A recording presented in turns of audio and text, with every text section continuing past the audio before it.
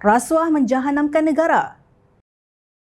Beberapa hari lalu, dalam satu kenyataan Perdana Menteri Datuk Seri Anwar Ibrahim menegaskan kerajaan tidak pernah mencampuri urusan siasatan Suruhanjaya Pencegahan Rasuah Malaysia SPRM ke atas mana-mana individu yang disyaki memiliki kekayaan yang meragukan.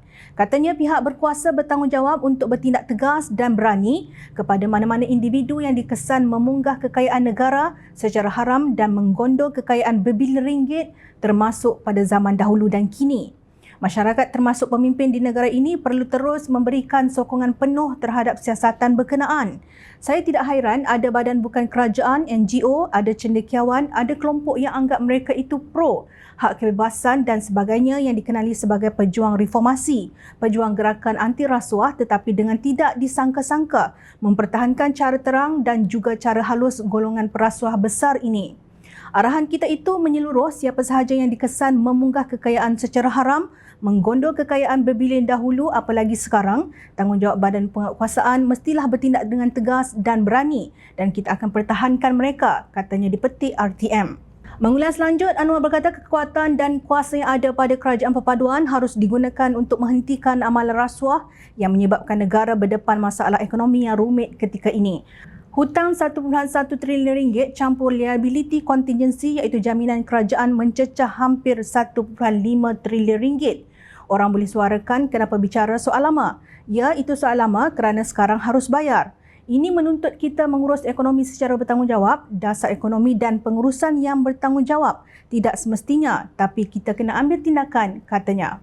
Dalam ketegasan itu, rakyat Malaysia dikejutkan dan terasa sangat malu dengan apa yang berlaku beberapa hari lalu. Polis Bukit Aman sedang menyiasat klip video tular yang memaparkan seorang polis trafik yang didakwa mengambil RM100 daripada dua pelancong asing dengan alasan untuk menjelaskan saman memandu laju. Pengarah Jabatan Siasatan Jenayah dan Penguatkuasaan Trafik GSJPT Muhammad Azman Ahmad Sapri berkata mereka menyedari video itu yang tular di media sosial Ahad lalu dan berjanji akan menyiasatnya. Pihak JSJPT mengambil maklum akan kejadian yang berlaku dan siasatan terperinci sedang dijalankan bagi menyiasat dakwaan tersebut serta tidak akan bertoleransi dengan sebarang salah laku oleh mana-mana pegawai dan anggota yang terlibat. Katanya dalam satu kenyataan di Petik Malaysia Kini. Muhammad Azman turut menggesa pihak yang mempunyai maklumat berhubung kejadian itu tampil membantu siasatan. Klip video itu yang mula beredar di Twitter pada Ahad menunjukkan pelancong dari United Kingdom mahu disaman oleh polis trafik kerana didakwa memandu laju di Lebuh Raya. Salah seorang pelancong yang memandu van itu kemudian bertanya kepada polis tindakan yang perlu mereka lakukan seterusnya dan polis berkata mereka mempunyai dua pilihan.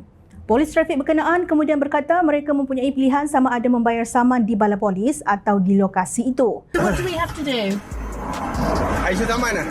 Aisyah Zaman for you and you pay at police station, kan? Okay, perfect. Can. Or pay here. It's up to you. Which is normal? Pay at police station 300. Okay, perfect. Okay, pay here 100.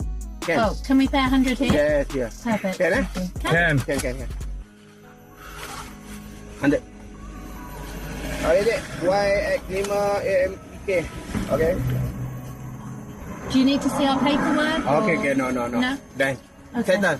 Okay, ah? Thank you very much. Pelancong itu kemudiannya berkongsi rakaman video berkenaan di saluran YouTube mereka. Difahamkan bahawa pelancong itu mengembara ke seluruh dunia dengan van mereka dan mempunyai pengikut yang ramai di YouTube. Menurut video asal yang dimuat naik di saluran itu kira-kira 6 jam lalu, kejadian itu berlaku pada bulan Disember dan Malaysia merupakan negara ke-37 yang mereka lawati. Difahamkan kejadian itu berlaku di Perak. Bukankah ia sesuatu yang amat memalukan? Di mana kita sebagai rakyat hendak letak muka jika rasuah sebegini dilakukan oleh pasukan penguatkuasa undang-undang negara. Tolonglah penjawat awam, badan beruniform, badan penguatkuasa, sesiapa sahaja yang berlabel rakyat Malaysia. Ini amat memalukan di mana maruah diri anda ketika berbuat demikian. Rasuah mengikis kemampuan sesuatu sistem kerana ketidaktertiban prosedur dan kemerosotan sumber daya usaha. Rasuah menghancurkan kepercayaan masyarakat terhadap sistem-sistem yang ada. Rasuah meruntuhkan nilai bangsa dan menjahanamkan negara.